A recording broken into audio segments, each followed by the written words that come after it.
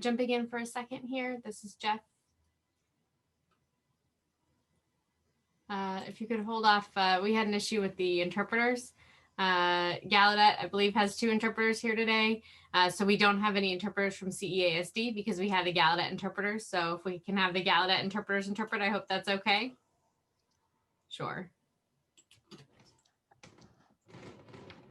I just want to make sure that communication access is happening. Okay, so hopefully, yeah, we've got the interpreters on now.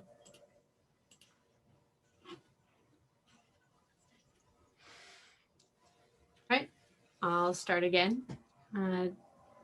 I was just sharing a little bit about our annual Education and Advocacy Summit.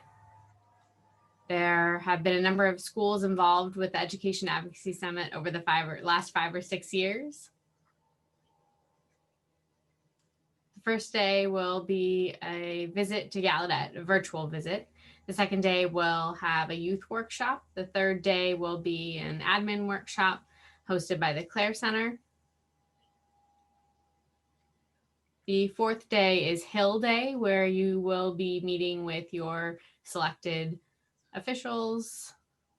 And as we've done before, we have all of our school members have the opportunity to participate. We have sent you the invitations. Hopefully register. Let us know if you're going to be able to make it. And it will be the week of February 22nd to 25th. Thank you, everybody.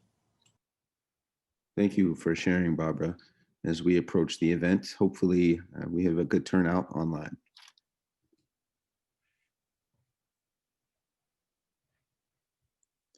Now I would like to introduce sponsors for this workshop. Bobby Cordano, who is the president of Gallaudet University. And at this point, I'll turn it over to President Cordano. Hello there. Hello, Chris. Hello, everyone else. And thank you, Chris, for that introduction. It's nice to see Barbara and Jeff, all of you here. It's great to see everyone on camera. It's hard, though, to give a presentation when I can't see anyone's face. I recognize a few names here, and I did see Terry, but regardless, I wanted to say hello to everyone here at CEASD. Gallaudet is very pleased to be a sponsor of this conference. You know, we have staff members at the Clare Center who are engaged with CEASD and a part of this association, and we're very proud of that collaboration and that cooperative work. We are honored and always happy to be able to sponsor and support CEASD because I understand this is one of the most important forums for advancing the work that we do related to deaf education here in America. You all are a group of leaders that we recognize. We recognize that you're part of the collective support that we need to work together towards, because without it, we can't be successful. You are just, part of the national work that's being done. And without you, Gallaudet would not have the support it needs to do what we do. So we play a role in the CEASD system, as you do in our system. And we're all part of just an amazing educational ecosystem that has been built here in our country for a number of years. And our commitment at the university remains to you and to the work we've done thus far going forward, because we all know how much the children need us, the teachers need us, future administrators and educators of these children, they need us as well. So this collaboration between the university and CEASD is so very important. And I think it's important that we name that and remind ourselves of this important collaboration and why it's so important. My commitment as president of Gallaudet University is to continue to support learning throughout the lifespan for every person. I also recognize that Claire Bugan is somewhere here in our audience, and I wanted to recognize her as a member of our board of trustees. She always reminds me about her experiences in the K-12 setting. And oh, there she is. Hello, Claire. Very good to see you. But with that, I just wanted to take a moment to recognize first the impact that COVID-19 has had on all of us. We have benefited from it in some ways. And I say that because all of us have had to learn different ways about how we work, about how we teach, how we collaborate and serve the needs of children and families as a result of this pandemic. And what's most important is that we together as a community of educators need to take time within the next 18 months to 2 years and really take a good look at some of the things that we've learned through this. What is it that we want to retain that related to the changes we had to make with virtual learning? And I use the word virtual learning very intentionally. I use a unique sign for virtual learning that shows that it's learning that used to be on the ground that now takes place in the cloud, because we are meeting in this digital space and no longer in the physical space do we meet and interact with one another. COVID has forced us to really look at different ways in which we can meet different virtual needs as opposed to face-to-face gatherings.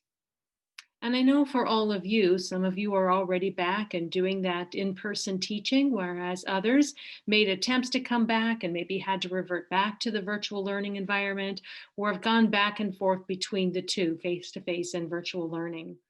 I believe in the future, our children have been able to show us some tolerance and some flexibility around their capability of doing both, being engaged in a virtual environment and also on a face-to-face environment. As I understand, we've always thought that children can't do certain things, and it's important that we examine that word can't. What are the criteria and the characteristics that would make it impossible? So if we could identify those things more easily to see what's not conducive to certain kinds of education, and then adapt our learning and our educating so that we're ready for the next pandemic. And, I have to say, this is just the beginning of our learning about how to cope with a pandemic. What I hear now is that there's a bigger pandemic yet to come down the road at some point in time. So this is learning that we're going to need and process together, figuring out how we can better prepare ourselves for whatever may lie ahead in the future. And it's not so much just about the pandemic. I also understand it's also about providing our children with educational options. Educational options that would be most conducive to their success. We know that there are different characteristics that are associated with different paths of learning. So that's one piece that I wanted to share. The second piece to this comes to this same notion, but with a different lens. What have we learned about bilingual learning in this environment and the use of the virtual space to do so? And how does that differ from face-to-face environments? Many people thought in the past that people who are deaf learn visually, and so virtual learning would not be conducive to sign language users. And we know that's simply not true. Our children, both young and old, and even our college students have shown us that they in fact are very capable of doing this. And we're seeing sign language vibrancy happening in the cloud virtually, as it might even sometimes face-to-face. So it can happen in both environments. And I'm thinking it's what's most powerful about this. I told this one story recently where I came to realize that deaf people have throughout the ages been seeking to find ways that they might overcome the costs of the physical separation that we've experienced from our peers who sign. One of the earliest inventions was the TTY.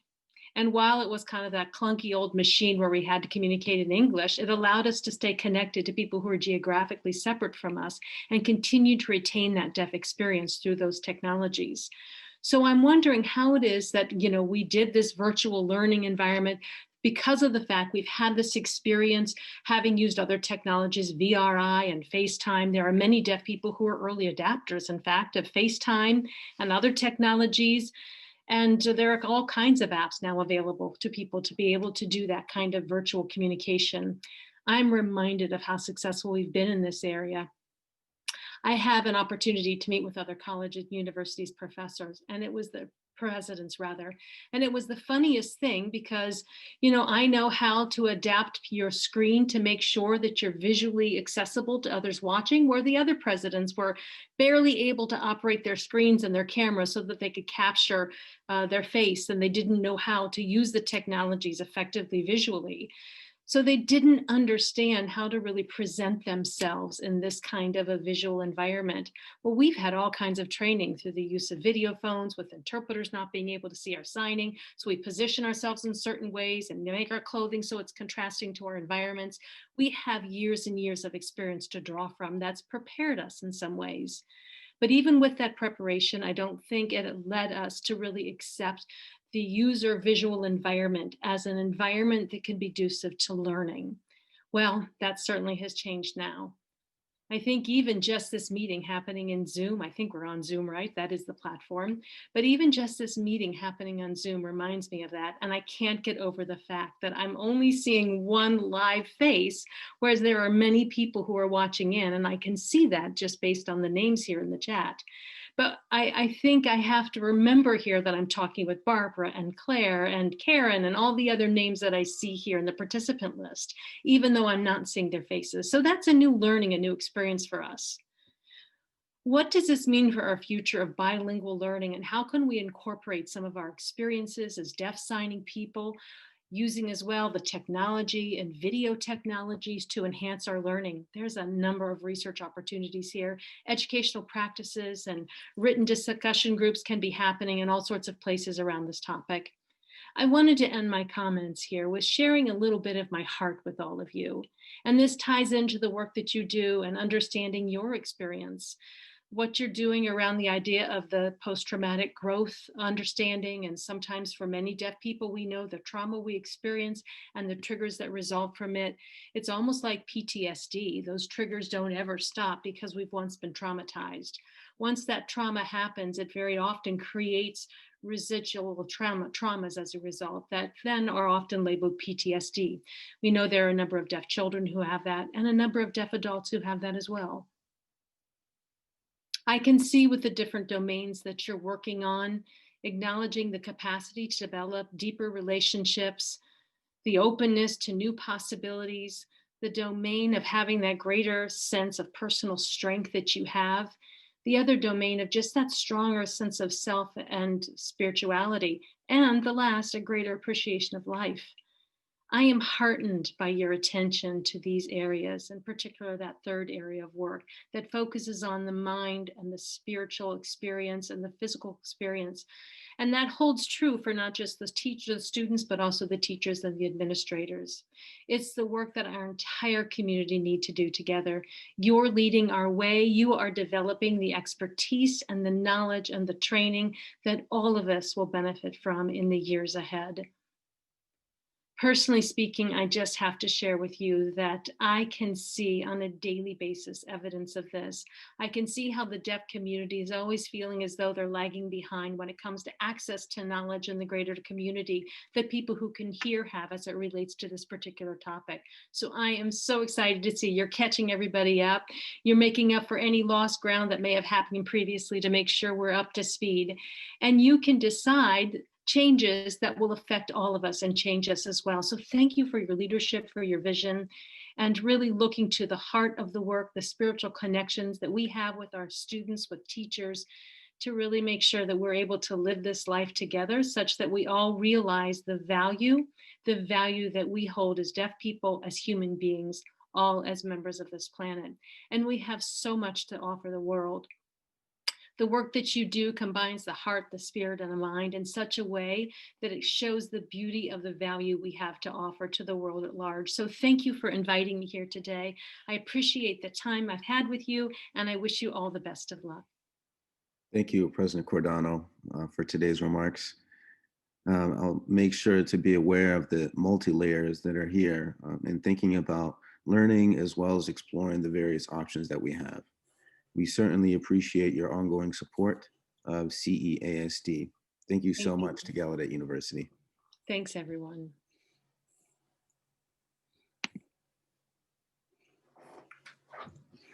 Great.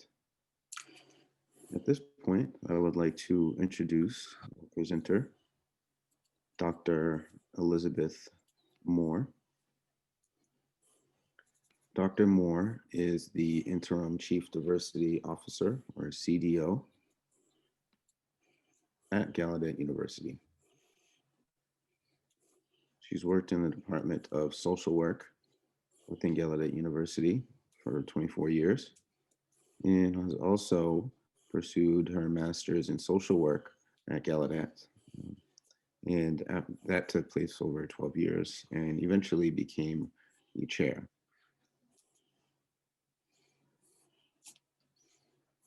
Dr. Moore grew up in Philadelphia, Pennsylvania, went to oral school,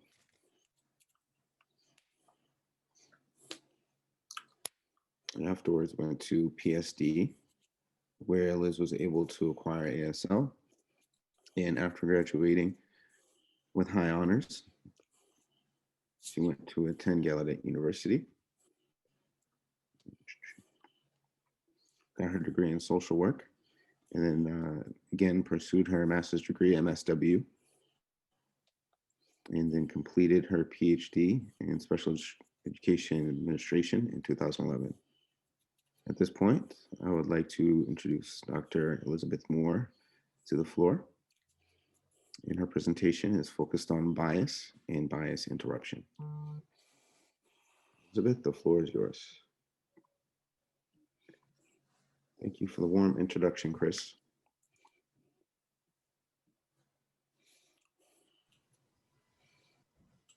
Thank you so much.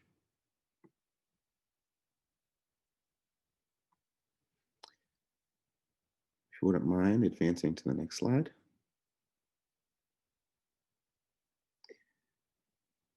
I'm sure many of you have thought about interrupting your bias, and really it's everyone's bias that needs to be interrupted. We can see how complex and layered that the world is. The trauma that we've seen has taken place throughout decades and centuries. Many people in the United States have experienced discrimination from racism or other forms of oppression and discrimination at a level that is 24/7 nonstop. There have been many conflicts that have taken place, especially in the culturally diverse communities. It's been quite heavy. And it is now time for us to go about our self-analysis, review how it is that we unpack our thoughts, how we engage with other people, the way that we behave towards other people. There are times where we might have conversation that's casual and it actually causes harm to others without our realization. Perhaps unintentional, and in some cases, perhaps done on purpose. Again, we are all human beings. We are all individual people who are dealing with a number of different things.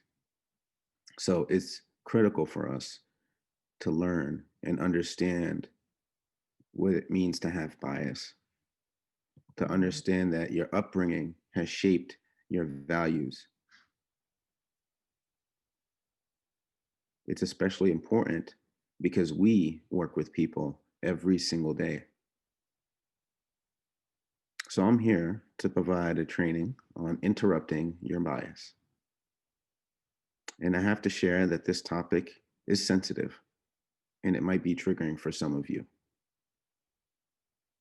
You will think about what you may have done to others in the past. I suggest that you try to be open-minded, try to have an open heart and a willingness to learn so that we may become more aware of what we're actually doing towards other people. Next.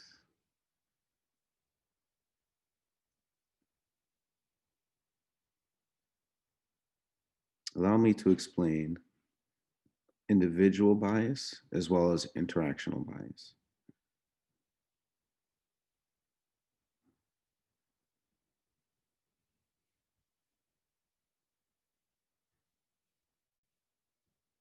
So the word bias, also known as implicit bias, refers to attitudes or stereotypes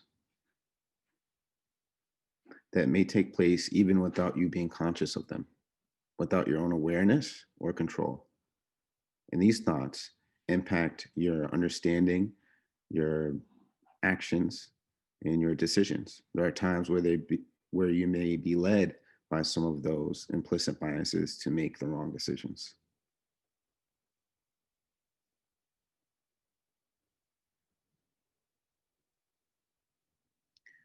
Why do we have unconscious bias? And this is the way that I'll sign that. Many of us have grown up constantly gathering information through visual means in realms such as education, media, the news, commercials, emails, constantly being bombarded with information.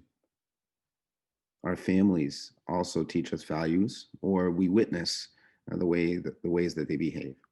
There are certain role models that we have that we aspire to be like, and as such, replicate their behavior. And even thinking more broadly in society, the different incidental learning and information that is given to you.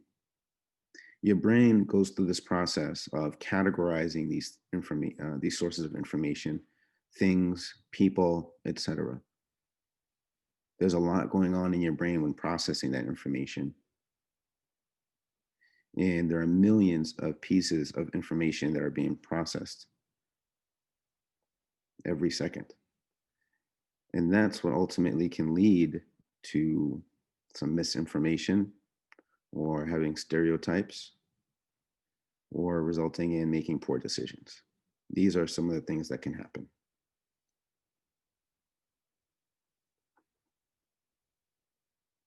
Allow me to share with you some examples. One example is a likability bias. This is something that you may witness, especially in the workplace. When someone sees women as easy to get along with and likable versus other employees who may appear to be less friendly, there's already a bias or a judgment that's taken place internally, despite the fact that you don't know that person well. You're simply judging based on what you see from their appearance. That's one example of a likability bias. Another example is an attribution bias. We give diverse and underrepresented groups, just such as Latinx, LGBTQ, Black communities, etc., these different identity groups, individuals that are deafblind. That's another example. What happens is we typically give them less credit. We notice that in group meetings where there seems to be very intense conversations, and there's a person who's given an opportunity to share their perspective, and they may come from a diverse background, and what they have to share isn't as heavily weighed as someone who maybe shares the same background as the moderator. For example, coming from a deaf family, and instantly we can see that there's attribution bias there, but the person that doesn't connect to the facilitator maybe doesn't get that same level of credit, or um, not allowed for their perspective on certain issues to be understood. So these are the things that have happened.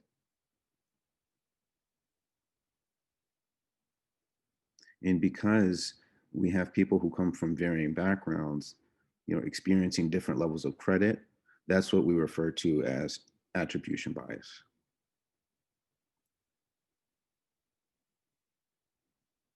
There's also performance bias. Often people of color share that their experience is such that they have to work doubly, triply hard in order to prove their worth, despite they might have the same assignments or job duties as their work counterparts. People of color aren't recognized for what they provide. It's often shared that the expertise and knowledge is not recognized because they are a person of color. And that's something that's actually true.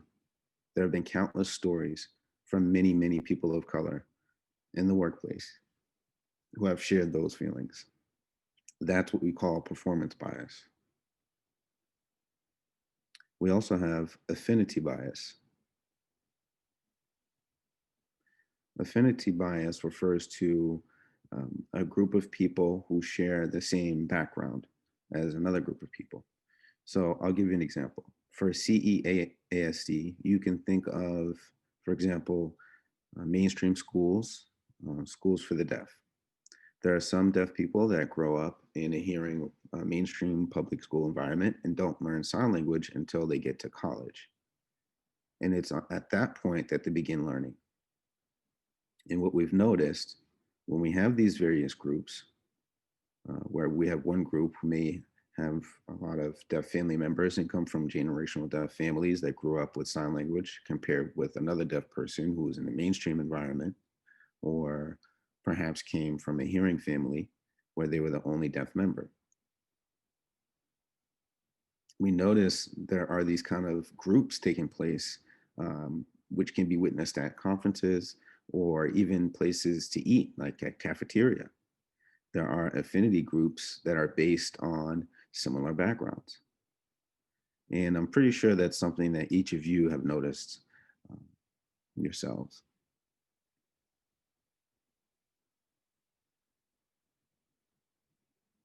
Another example is maternal bias.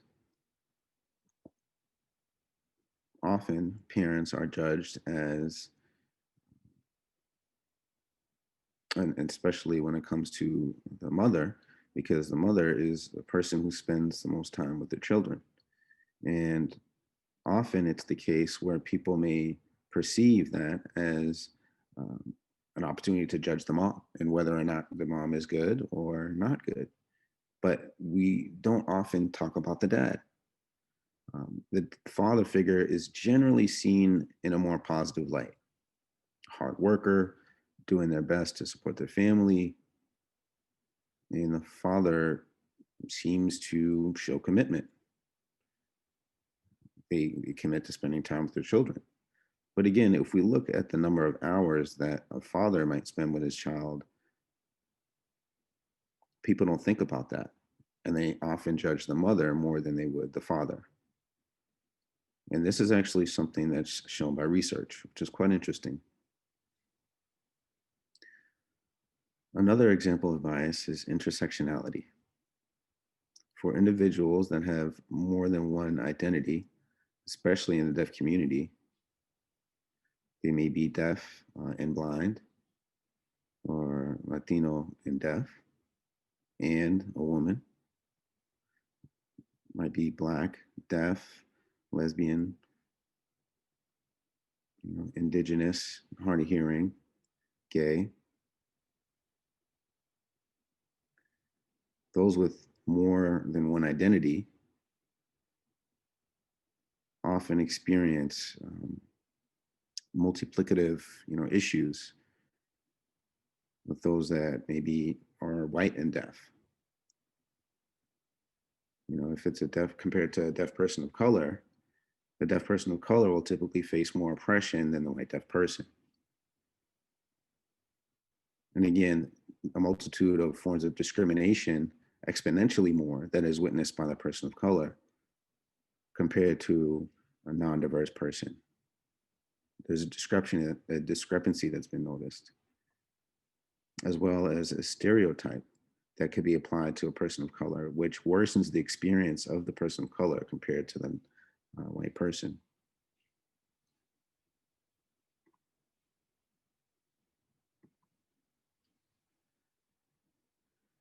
So I mentioned interactional bias, which can also be known as microaggressions. Microaggression can mean a person picking on someone else through certain messages or remarks that are made, or visible responses towards someone else, or some type of actual discrimination against members of another group, members of a marginalized group who experience these microaggressions can also be known as the interactional biases. And this is something that can be done intentionally at an individual level. And I'm happy to share with you an example of microaggression. If we can move on to the next slide, please.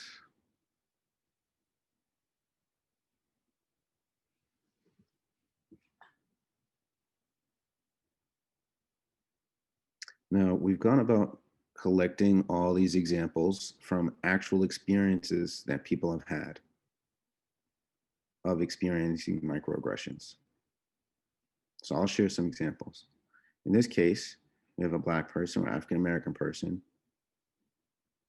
who said that they're sick of people saying, wow, you are really smart. You don't sign like other Black deaf people. You sign really intelligently. Now, that person felt incredibly hurt. When you talk about those other people, you're forgetting that these other Black deaf people could be their siblings or relatives, and that's extremely offensive. That's one example of a microaggression that could be unintentional. Here's another example. There's an Asian Pacific American who said that they often see this stereotype. You know, when I look at you, it's hard to tell what you are because you all look the same. Like I know this one person who's Asian, but there are also 34 different Asian countries. So it's so hard. But, you know, I know my colleagues that I see every day, I'm able to know what their identities are ethnically, but it's hard to figure that out when I look at you. That's another example. Here's an example from a Middle Eastern North African person. And this is something they see very often, the three B's. And this is referring to Arabs being seen as billionaires or bombers or belly dancers. That's the stereotype that some people have characterized Arab people as, and that's completely false. Through these examples, we see these stereotypes are making crude assumptions.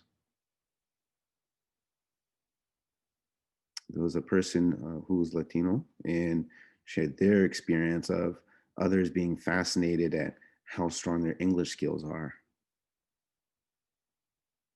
And then that causes confusion because the person who experiences this microaggression grew up here in America. And to know that there's people who see them and automatically assume that their English is poor is also quite offensive. Here are some other examples. This is something that can be seen in school quite often. You've got new students that are coming in, and the teacher's assistant is someone that the students seek out as opposed to the actual teacher. Because the teacher is a person of color, they're not getting the attention from their students that their teacher's assistant, which is subordinate to them, is getting. Now, this is probably unintentional. It's not likely that this is done on purpose, but it's interesting how it shows subconsciously your brain function can lead to your ultimate behavior. It's quite interesting. Now, I'm sure many of you have gone through similar experiences of when people are trying to use spoken English and you tell them that you're deaf, and their reaction is so shocked, and they ask if you can read. You know, as a deaf person, I can't stand that. You know, I've approached hearing people many times only to get that response. And I know that many of you have gone through these experiences. This could be an example of where someone might not even be aware of their microaggression. Another example is you may have noticed when in a meeting, there might be a discussion happening, and the veteran employees might say something like, oh, you're new here. You know, I've been here a long time. Let me show you the ropes. And then the newer person's input is disregarded, despite the fact that their input can have value and different perspective. They're not regarded as seriously because they're new. That's an experience that many have gone through.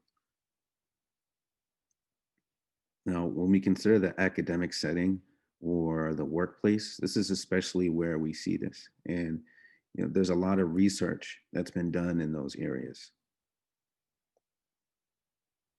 In the research that's being done following protocol and guidelines, the researchers still questioned. And it's not fair because the experience that they get is different in terms of being questioned compared to their colleagues who have done similar research. And peer reviews of research are those that are questioned more intensely. And it's strikingly obvious that the question is it because I'm a person of color? Black ASL is a topic that's often questioned as far as whether or not Black ASL is an actual language. It's been challenged a number of times historically, and that's just one example. Next slide.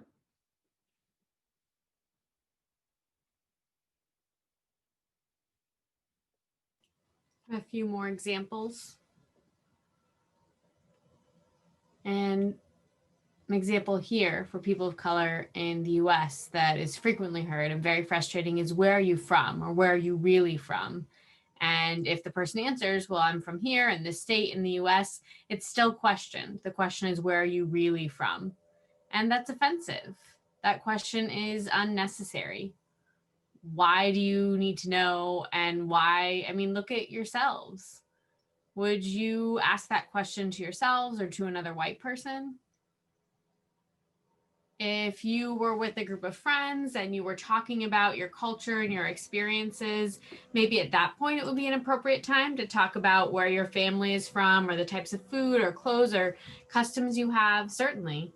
But if you're at school or at work and you raise that question at an inappropriate time, that's likely unnecessary and sometimes make people question what you're asking, and it makes people feel unwelcome. The next example, and I've heard this story as well, is where a faculty member has worked for a number of years at an institution, say 5 years, contributed to their department, but the larger campus community may not acknowledge them or think that they know everyone and everyone knows them, but then they're still seen as new, even when that person has been there for a long period of time. They're not seen as part of the community. They're more easily overlooked. And that's important. That makes that person feel like their contributions are not significant, and that when they do contribute, when they do work, that it's not being recognized. And again, it's feeling not welcome, not belonging. The next example, and that quote we see there around Indigenous people, is something that is seen often and often shared by Indigenous people, where the belief is that the identity of Indigenous people is unimportant and that that discussion should be pushed aside. But Indigenous people are absolutely part of this community, and that identity is important. We absolutely have Indigenous deaf people all over the country. And often that identity, those people feel excluded, like their identity isn't valued, like their contribution is unimportant. And it's frustrating. It causes extreme anger because they are absolutely a part of this community.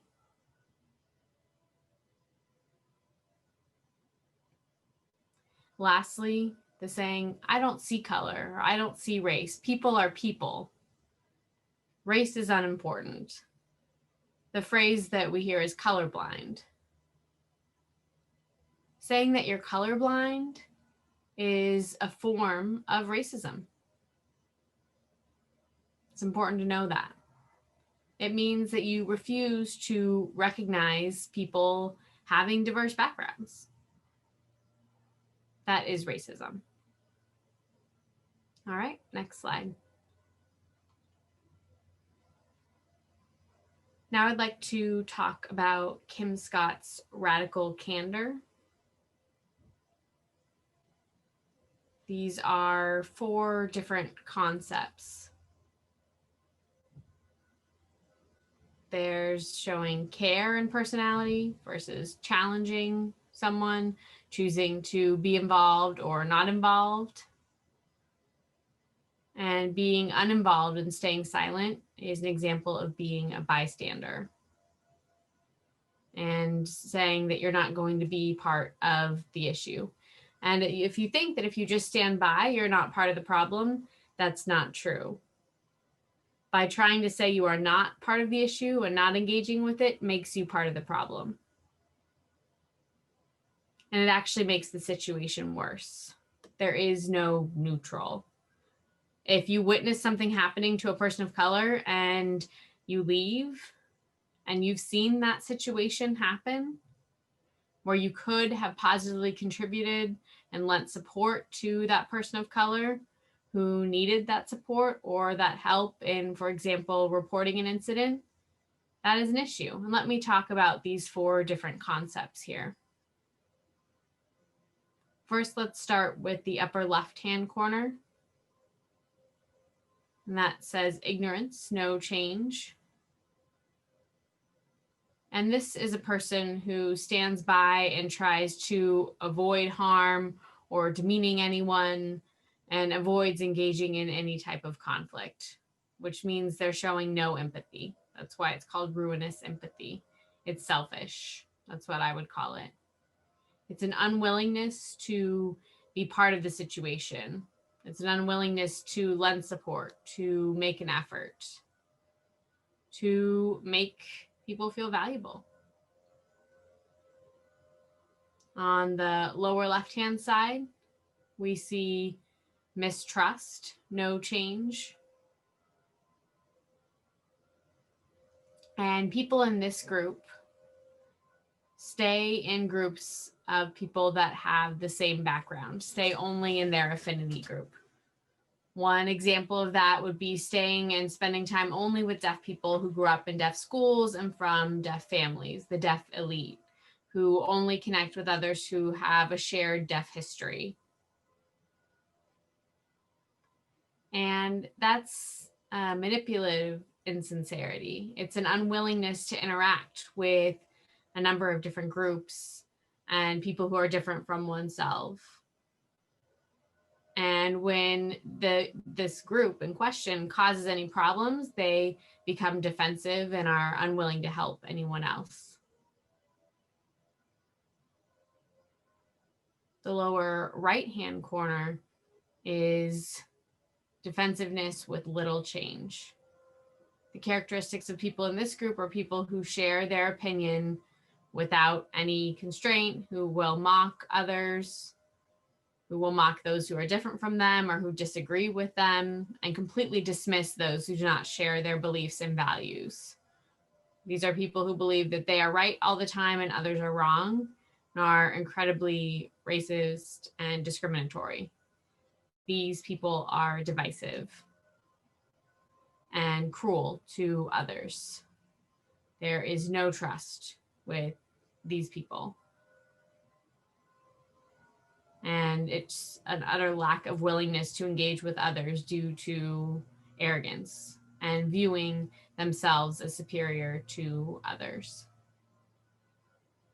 The upper right-hand corner is trust and fundamental change. And that's about those people who are willing and motivated to acknowledge their mistakes, to recognize their part that they play in comments and microaggressions, and in learning how to adapt one's behavior. Maybe by sitting down and having a brave conversation to resolve an issue. And these are people who are willing to learn about others' cultures, to engage with others, and try to develop a collaborative relationship with people different from themselves. And that's what's called radical candor. It's about respect and a willingness to take risks in order to have a better understanding of one's own bias, and to deliver themselves and to share information about themselves, to recognize the positive and the negative, to show empathy and to show care. So that's what we see in the upper right hand corner. Let's go to the next slide.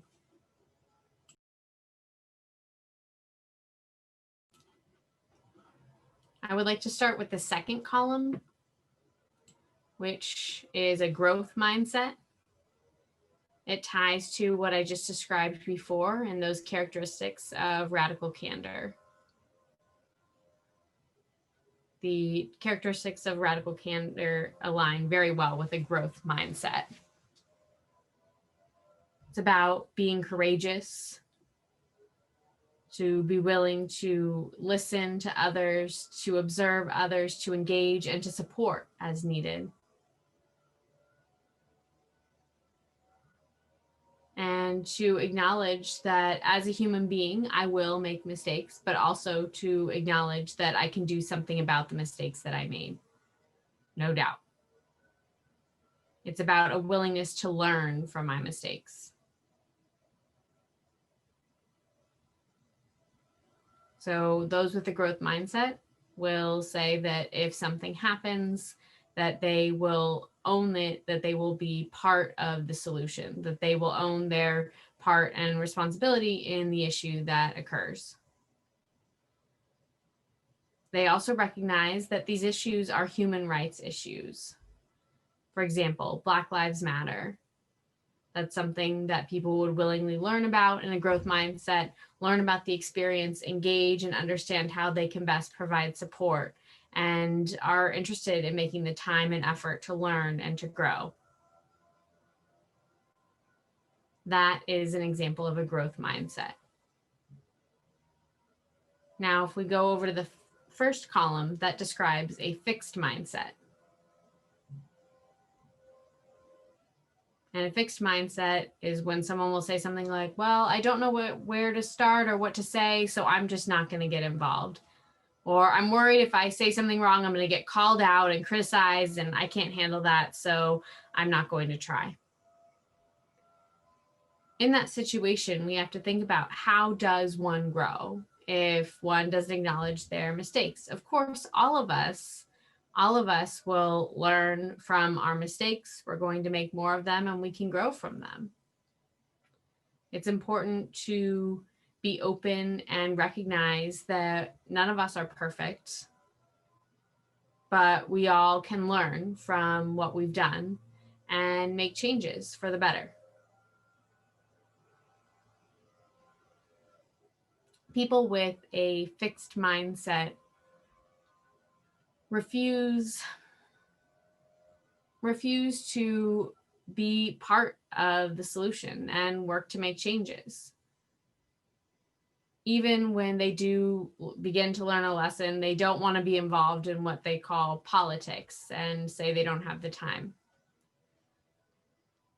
And they're more likely the people who are the problem. Let's move on to the next slide.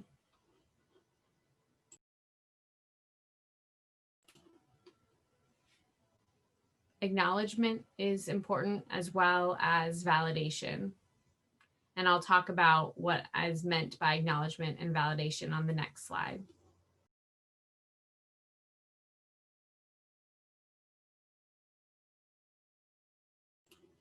Acknowledgement is about having one person share something, and you or the person listening to first acknowledge what that person has said. It's about acknowledging what a person has said, listening to them, processing what they've said.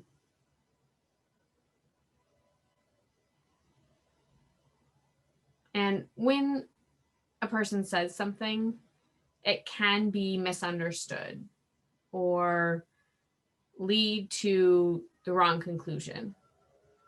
So it's important when you're in a conversation to ask something like, did you mean, and repeat what was said. Use words or phrases that you understand the person to mean. And repeat back to the person what they said from what you understand. Checking in that way will minimize those misunderstandings and potential conflict.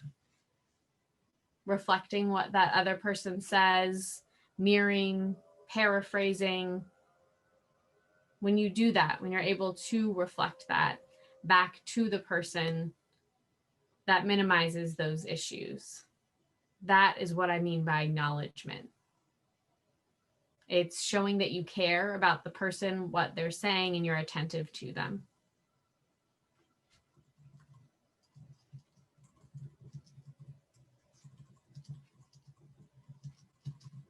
Then validation. That's about acknowledging the other person's emotions, their emotional state, where they're at, and engaging with them to show that you've got a sense of their feelings and validating what they're sharing, which does not mean judging and does not mean assuming or agreeing either. Don't try to jump to fixing something or to a conclusion. It's just about acknowledging what a person feels. For example, by saying, oh, okay, I understand that. Saying, oh, it seems you feel this way. Again, doing the reflecting and mirroring, paraphrasing, or describing what you see, them feeling hurt or angry. Saying something like, I don't blame you for feeling that way. Do your best to incorporate what they've said and describe what they have shared about their experience and their emotions. Do that as opposed to saying, well, oh, that's just terrible. Oh, that's so bad. Using the signs that I use or those words show judgment, and people may be taken aback by that and may choose to withdraw and not continue having a conversation with you. So try to be sensitive and show that you're listening. And if you don't understand what someone's saying or what they mean, ask them to clarify. Even say something like, to clarify, I believe you said that. Or I think I know how you feel. Or to ask those questions, and don't let yourself get stuck in your own thoughts and trying to figure out what a person has meant. It's much better to ask questions and will avoid future problems, any complications that are there. Point is, we are people and we're not mind readers. So it's important to engage in dialogue with someone about what they're saying to better understand it.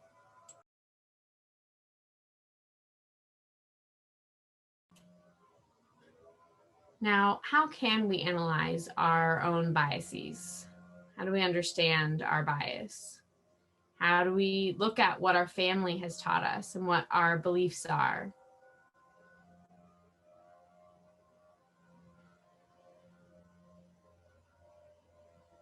We can do our homework and maybe putting a list on paper of what our parents have taught us, what we believe, about what we thought about what happened on January 6th with what happened on Capitol Hill, or what happened on September 11th, watching the planes fly into those buildings. It might help you to better understand yourself, but I would also advise you to take an implicit bias test. There's specifically implicit association tests available, IATs. Harvard has created these, and they look at bias. I have taken a number of them, and I thought I knew myself well. And in some of the results that I received, I was shocked. I was shocked to see that. And so I tried to take it again, and I got the same results. Took the same test and got the same result. And that was eye-opening to me, to realize that that was my perception. And I thought that was really interesting. It doesn't necessarily mean that I'm a bad person, that I have this bias. It was something for me to learn about myself. It's good to learn about what my biases are and what I can do. I have to educate myself, read, go to workshops, go to conferences, engage in dialogue with members of different cultural groups than my own to learn more about them. And at the same time, I have to admit the mistakes that I've made and acknowledge what I've done and work very hard not to repeat those same mistakes or continue on with that same behavior or jumping to conclusions. It's important to not make a habit of jumping to conclusions. It's important to do your research to better understand, for example, your students or the others in your situation. And at the same time, it's important to read about the experiences of people from different backgrounds to understand the oppression and discrimination that they've faced, to be able to modify your own behavior accordingly. It's important to gain a better understanding and to adopt a growth mindset.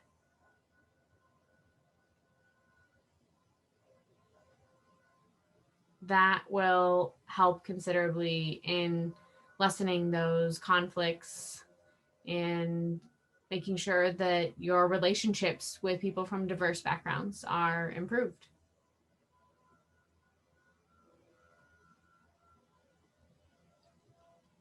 And like I just said, it's very important to listen to the experiences of underrepresented groups, to acknowledge when you make a mistake, admit it, and address it. Don't just leave it to fester. Ask questions, be curious. Maybe you engage in a conversation with someone and you jump to tell a person that they're wrong. You do it in a harsh way. Take a moment instead and think about that. Think about what the other person is saying and realize they're offering a different perspective. Just be curious. Ask questions when someone shares a perspective that challenges yours. Ask the person what makes them think that. I mean, what makes you think you are right? What makes anyone think they're right? And being right or wrong, I mean, there are times where people simply have different perspectives. And that requires all of us at times to make compromises when it comes to decisions, potentially.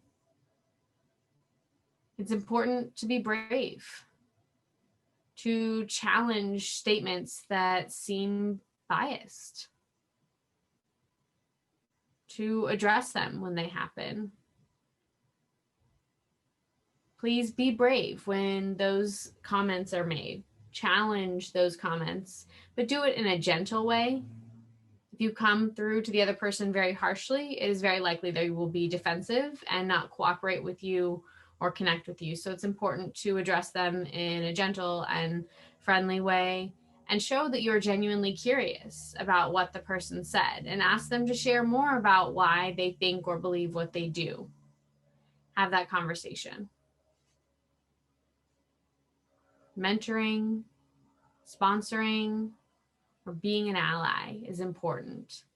An ally is an opposite of a bystander. It's someone who actively engages. The A in ally stands for act, and the L's are for learning and listening. And not jumping in and sharing your opinion and showing that you believe it's best. It's about learning and listening to others. Let's move to the next slide. This scale is very interesting.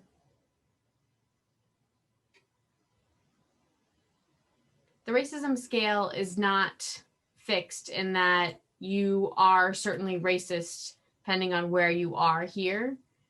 It's about giving you more of an idea of where you're at a given time. And if that's not a place that you want to stay, you want to keep moving along the scale, moving forward to work toward allyship. So let's look through each of these terms and the characteristics and see which ones you feel align with you. And if there's one that does seem to align with you and you don't want that to be true, think about the characteristics that you have. Think about the ways that you can educate yourself and engage with others in order to change how you act and interact with the world and get to the place that you want to be.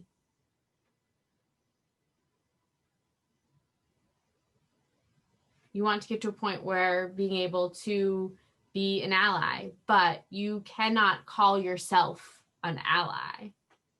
And people who call themselves allies, who are not engaged in the community, who are not visiting the community, who are not discussing with learning the culture of, if they call themselves an ally to the community, it doesn't just mean being sweet and saying hello. Being an ally is not just about sitting with another person once in a while.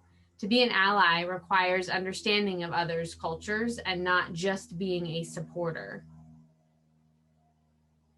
So, this racism scale helps you to get a better sense of where you are and where you can improve and work toward allyship. The goal is always to continue working along this scale to reach the point of allyship, to reach the point that other people see your solidarity, your engagement, and see your involvement with the NBDA, with the National Black Deaf Advocates, to see your involvement with making things easier for Black deaf people, to see your involvement with changing the system to where all deaf people of color have access to resources that they need easily and barrier free. And the people who get to that point are very much appreciated by the community and are valued for that work and are called the people who do that work are called allies by others. Describing yourself as an ally is very different than having others describe you as an ally.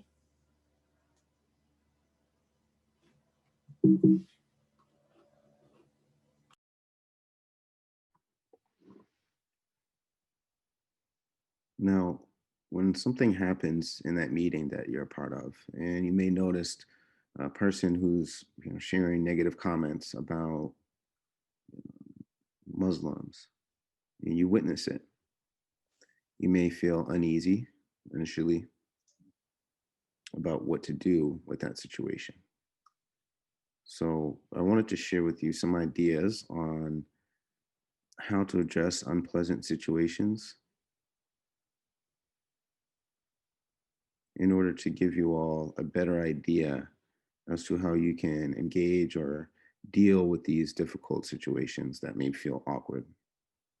Next slide.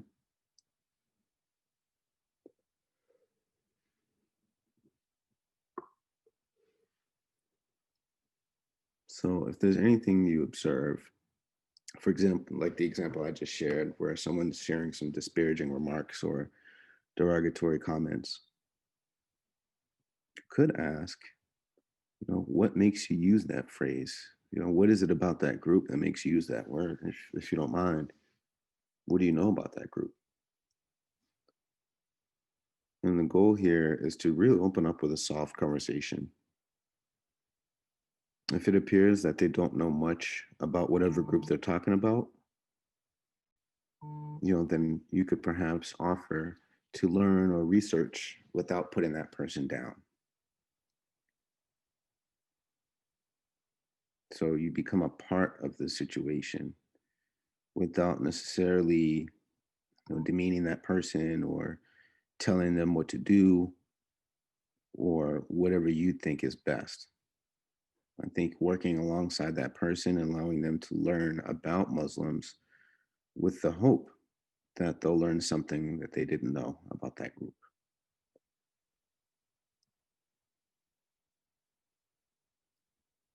The goal is to try to figure, the situation out without, speaking down to them or trying to tell them what to do.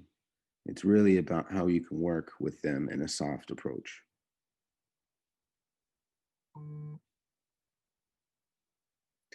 Someone being stereotyped is an example that you may see.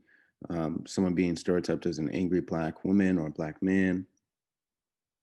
Someone who's on stage giving a very, visible kind of monologue or a very passionate monologue can be seen as anger. Whereas if a white man can be on the same stage giving the same presentation, the white man's presentation would be seen as inspirational.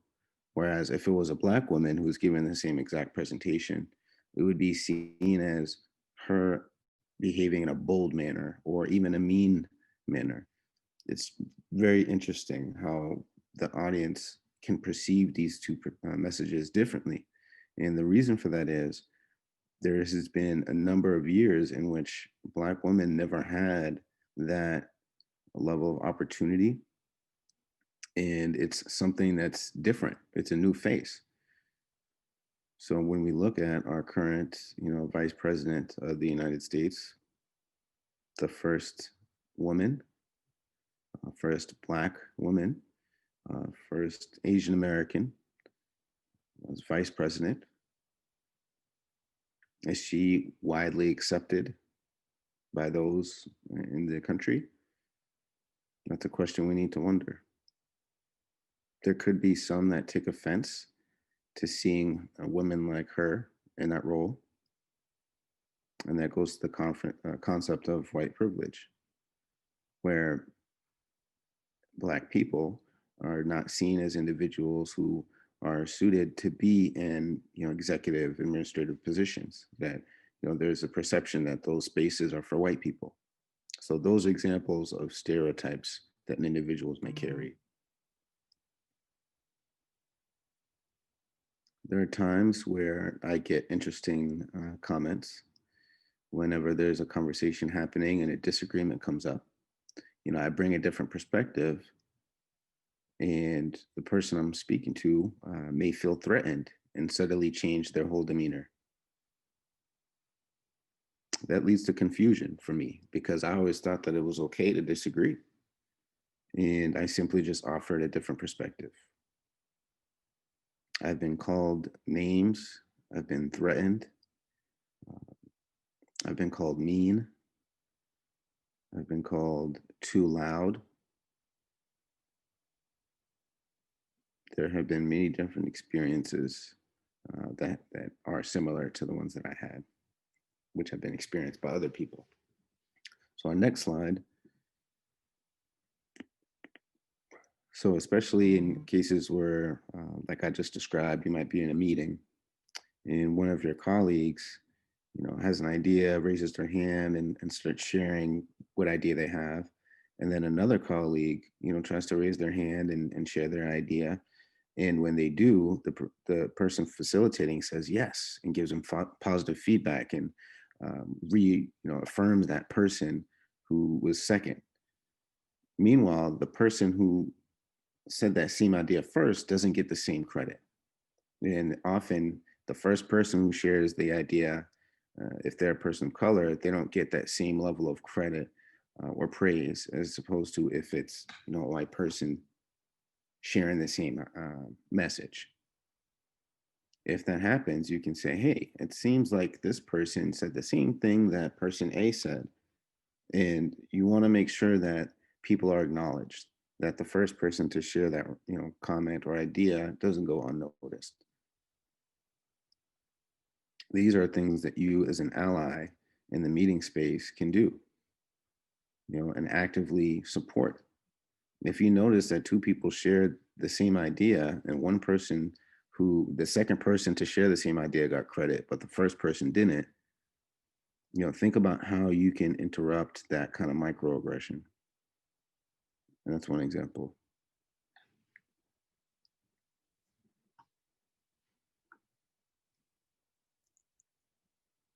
Oftentimes when you share something, people may experience hurt and it's not intentional, but that happens and it's okay.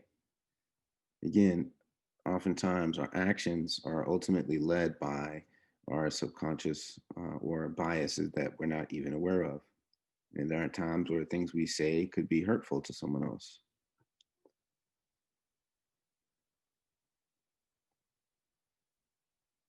If you were, to witness a conversation between two people and you can see how someone was hurt by something the other person said, perhaps you can step in and say, hey, maybe you can explain that, you know, you felt hurt, but this person didn't offer to rephrase what they were trying to say. Perhaps if you rephrase it or say it in a different way, that allows the communication to be much clearer and lessens the conflict.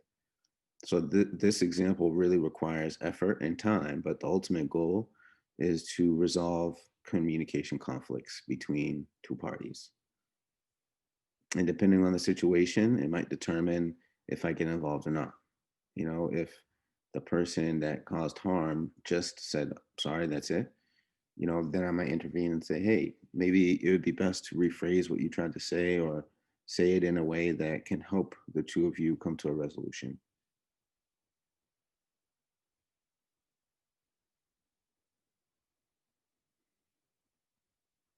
There are times where you notice policies or handbooks that appear to be biased. If you do see that, please speak up. You may not think that the situation applies to you directly, but if you can think of others who would be directly impacted by this policy, you need to speak up. I can tell you that your colleagues would appreciate your support, your willingness to bring things forward. By speaking up, it might allow the policy to be revisited and certain changes to be made.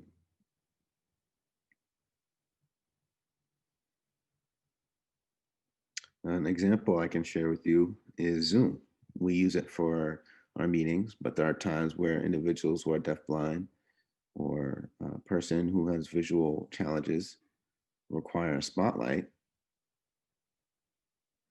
It's often the case when we're engaged in a very deep discussion, we forget to spotlight.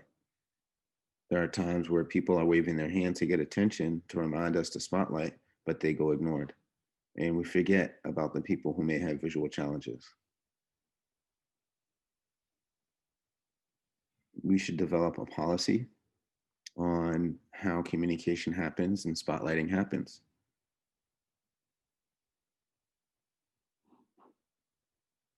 There's also times where it's unclear as to who's being spoken to on Zoom.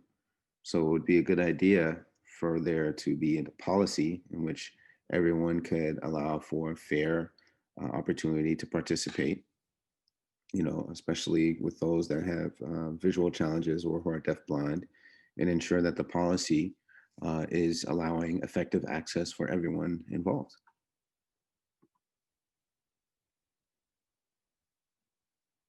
Another example I've seen is, for a person using the word ghetto, and that's something that uh, is very sensitive. You should seek to use neutral words. I mean, despite you perhaps knowing someone from an early age or being childhood friends, you never know what people are going through. It's difficult to see what people are dealing with on a daily basis and the different things that they have to endure and experience, the levels of oppression. So when you say words like that, the recipient might just accept it and not speak out against it. And the reason for that is they might not have enough support. The experiences that they've gone through where the system put them down and oppressed them and didn't allow them to feel like they had support, even from family. Because you have to remember, most of these students are coming from hearing families. They might have some level of support. It might not be substantial, but it's your job to understand where it is that they're coming from. And that also includes your own colleagues. Next.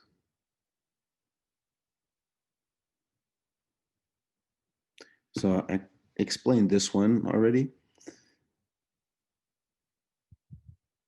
If you're ever feeling hurt, anger, or disrespected, you should speak out and communicate.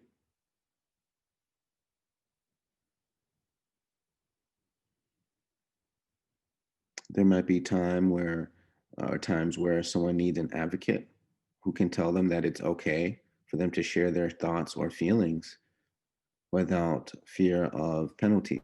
Because oftentimes people are scared that if they say something, then they may face retaliation in some way, shape, or form. So we really want to set up a culture or environment where people feel comfortable to open up and have honest conversations.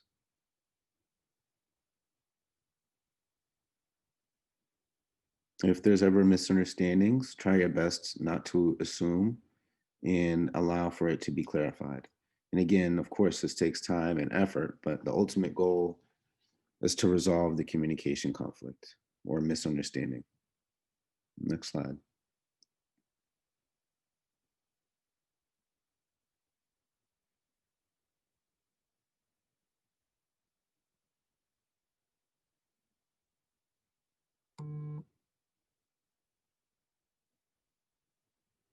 If there seems to be a difficult or um, a situation that appears to have some tension and it's difficult to come to agreement, it's always possible to put a pause to that contentious situation and reflect on what's actually causing that discomfort.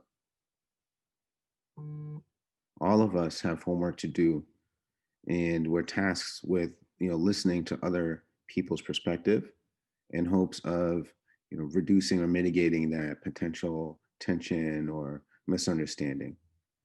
Communication can be complicated, so make sure you put together the time and effort anytime possible. Put a pause to the disagreement or conversation and do your work. Or reflect on what you're expressing, how you contributed to that misunderstanding or disagreement, and anyone who's involved should also do the same. And again, the goal is to come to a resolution. It might be the case that there's a level of compromise that has to happen, but the goal is to resolve the conflicts.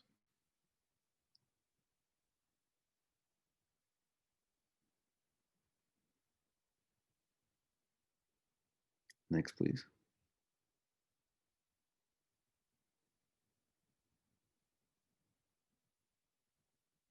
So if there's ever a moment where you get called out for microaggression, it can certainly be a very strong and blunt kind of feedback. Try your best to make that other person feel heard, feel acknowledged. Have that acknowledgement of whatever it is that they shared with you. Validate their emotions.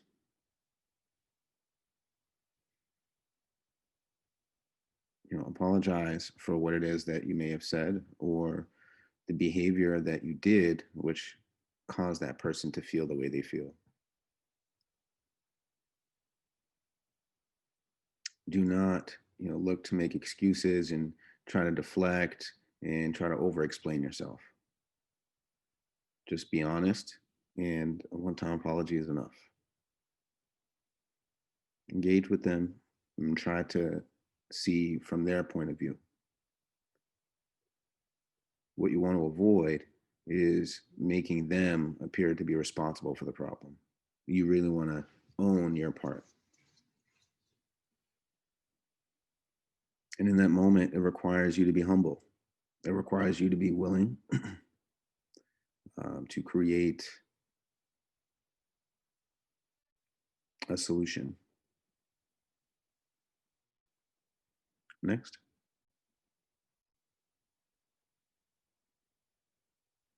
Next slide, please.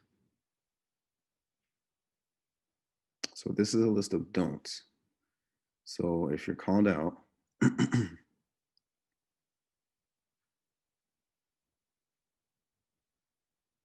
you want to make sure that you do not give that person who called you out the responsibility for your behavior. You want to communicate in a way that lets you process and manage it, lets you process what they're trying to say. So don't put the burden on them. Don't expect them to help manage your feelings. It's not their responsibility.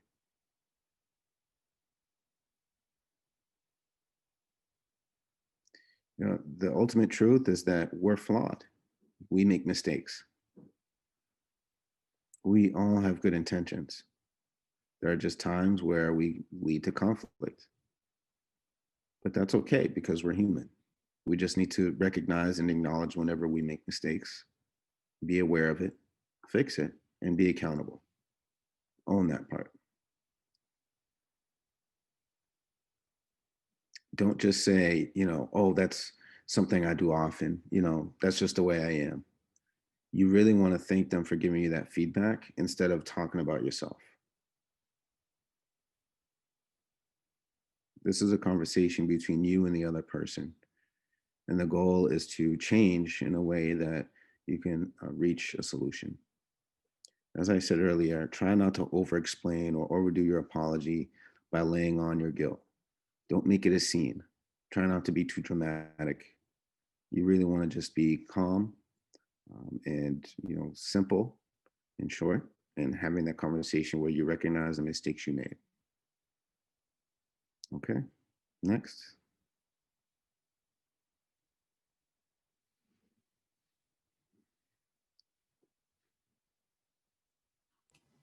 Additional considerations for difficult conversations are just recognizing that it's not easy, that we live in a complicated world and we all come from a variety of backgrounds.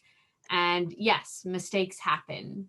Communication issues can happen. What's important is to be mindful of your own biases, educate yourself about other cultures, and pay attention to how you express yourself to others, and pay attention to your behaviors and the words that you use. Use more neutral language when possible and avoid you statements. Instead, use I statements. Talk about what you think or what it seems to you instead of pointing the finger figuratively and literally at others. Also, recognize that in conversation, it's not just about your own perspective, it's about the other person's or people's perspective as well. It's important to recognize that there can be two different perspectives on the same thing. So don't assume that your way of seeing things is more accurate and that the other person's way of seeing something is wrong. Two people share different perspectives. Be compassionate as well, and try to avoid, again, belaboring the point or by saying, oh, this is so difficult for me, because the other person doesn't need to hear that.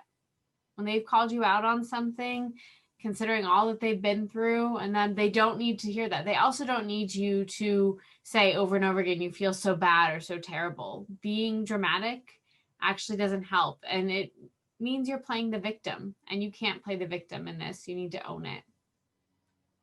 Next.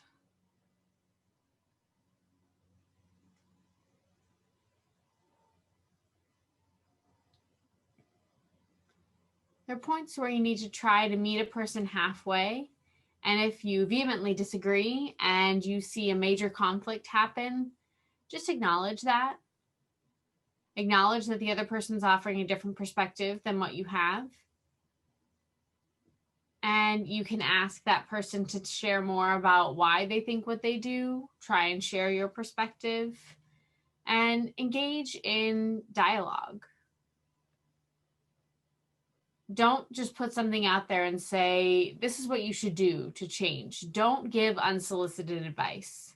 If you're asked for advice, that's one thing, but otherwise, only give it if it's explicitly asked for. Doing that can actually lead to further conflict and further problems. And when that happens, if it does, then it may be important to stop the meeting. If you've reached that impasse, then you may need to reschedule the meeting and have it later to clarify the misunderstanding. Let's move on to the next slide.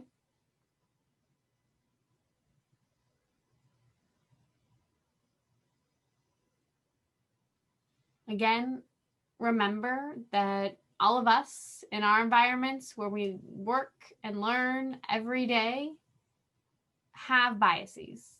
At the same time, it's important that we work to support other people in avoiding microaggressions, in addressing bias, in having difficult conversations, with the goal of promoting a warm and welcoming environment, a warm and welcoming community at your schools, at your workplaces. We are all responsible for that. And with that in mind, we have to try to avoid placing that education about all of these things on diverse people. Avoid making them the people who have to teach and have the answer to every question. We are all responsible for this, for creating a better culture and a better environment. And we all share the responsibility of educating each other about various cultures. So if I don't know about a certain culture, I can't be responsible for that until I do my homework. I need to go online or go to the library. We've got the internet now where we can learn about various cultures and people. And you can participate in workshops instead of just asking that person that you know that comes from that culture. That person is then overly burdened in sharing. And those people generally often do have full-time jobs and families and all of the other responsibilities that anyone else does. And to heap on top of them the additional responsibility of educating others about their culture is unfair. They're human just like us. It's important that we all share the responsibility. So you've already begun learning about different tools, like asking questions, getting clarification, acknowledging, validating, recognizing the impact of comments and words on others, or using code words. You've already learned about all of these tools throughout the presentation. You've also learned about using compassion and how we can meet in the middle at certain times, and learned about the idea of being open-minded and open to understanding bias and oppression. You can do this. You can do your part, and you can do that by reflecting, by acknowledging the way that you communicate with people, and that requires doing your homework. Again, you're not a bad person for having those moments where you haven't behaved the way that now you realize you shouldn't have. When an issue happens, when a problem happens, view it as an opportunity to do better.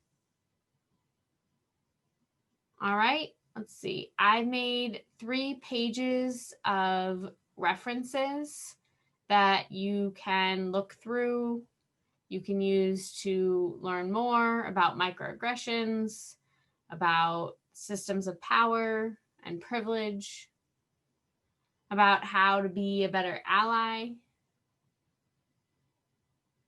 how to invest your time in the community and in a number of communities. Thank you.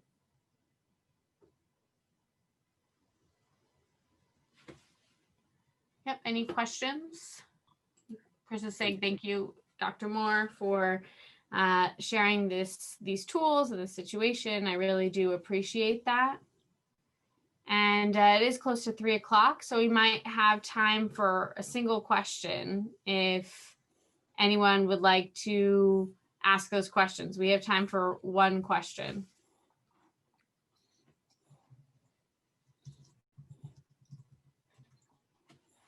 And forgive me, I have 2 very small eyes, and I'm not able to keep an eye on the chat. I would love to read the comments afterwards. I guess I'm old-fashioned.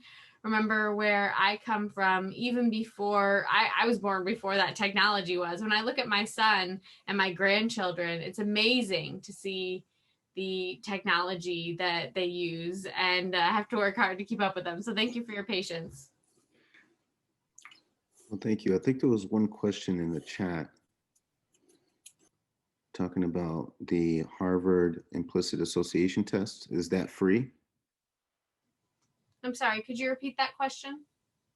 Yes, you referred to the implicit association test. Is that something that's free? Oh, wonderful, wonderful news. Yes, I love the IATs, and they are free. And there are several different types of tests under different topics. So you can select the topics that are most relevant to you. And they'll give you the results at the end as well. And yeah, they're very interesting assessments. And yes, they are free.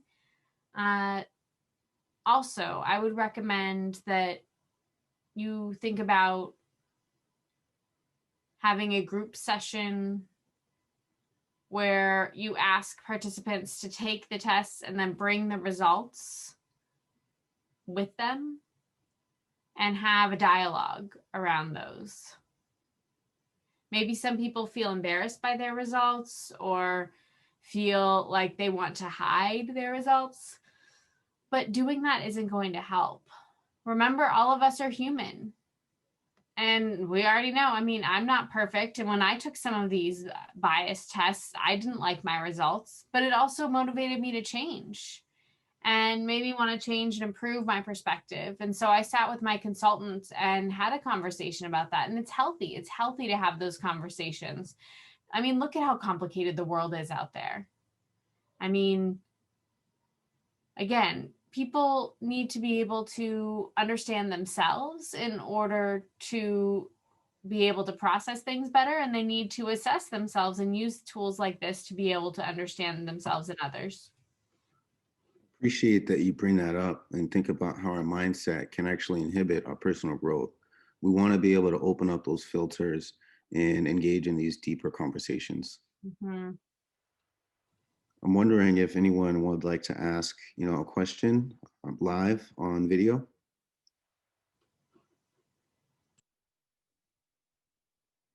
If we don't have time, then we can have folks reach out to you to allow for a follow-up, I'm assuming.